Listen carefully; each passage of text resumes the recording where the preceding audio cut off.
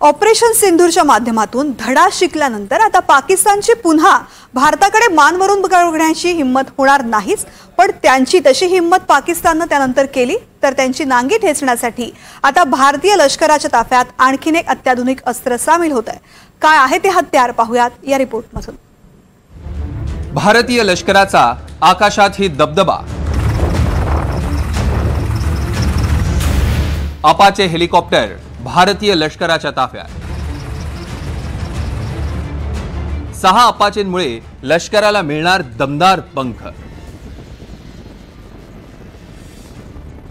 Operation सिंदूर दरम्यान भारतीय वायुसेनेने अभूतपूर्व अशा कारवाईत पाकिस्तानच्या राजधानीपासून 20 किलोमीटर हल्ले करून भारताची ताकद दाखवून दिली।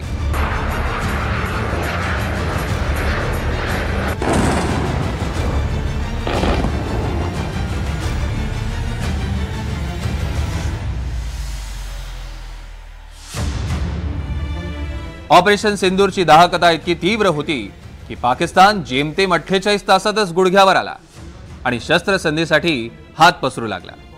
वायुसेनेच्या अचूक कारवाईत भारतीय लष्कर आणि नौदलाचाही मोलाचा वाटा होता। शिवाय पाकिस्तानने दिलेल्या प्रत्युत्तरालाही परतवून लावण्यासाठी लष्कराने आपली महत्त्वाची भूमिका बजावली। आता याच लष्कराच्या पंखांना बळ मिळणार आहे ते अपाचे हेलिकॉप्टरचं। अमेरिकन बनावटीच्या 3 अपाचे हेलिकॉप्टरचा पहिला संच जुलैच्या अखेरीस भारतीय लष्कराच्या ताफ्यात सामील होईल।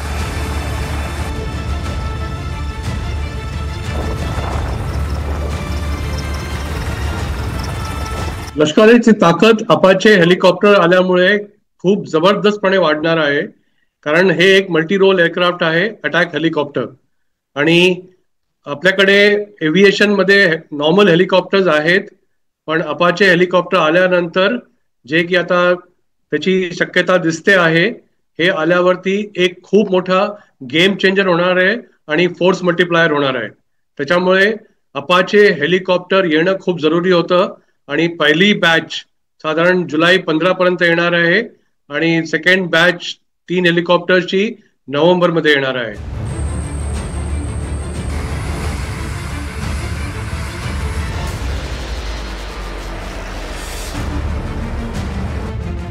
भारतीय लष्कराच्या एव्हिएशन कोरमध्ये ही हेलिकॉप्टर सामील होणार आहे। अत्याधुनिक तंत्रज्ञानाने सज्ज असा अमेरिकन बनावटीचा हेलिकॉप्टर आहे। युद्धभूमीत लक्ष्य हेरून अचूक मारा करण्याची क्षमता अपाचेमध्ये। हेलिकॉप्टर ताशी 280 किलोमीटर वेगाने अंतर कापू शकतं, तर 480 किलोमीटरवरील लक्ष्यावर अचूक निशाणा साधू शकतं। हेलिकॉप्टरमध्ये नाईट व्हिजन आणि थर्मल सेन्सरही लावण्यात आले। आर्मी एव्हिएशन कोर 1 नोव्हेंबर 1986 साली सुरू झालं। हे एक यंग आणि डायनामिक कोर आहेत, ज्याच्यामध्ये बेसिकली हेलिकॉप्टर्स आहेत। पायलट्स आणि क्रू आणि ऑफिसर्स सगळे आर्मीचे असतात।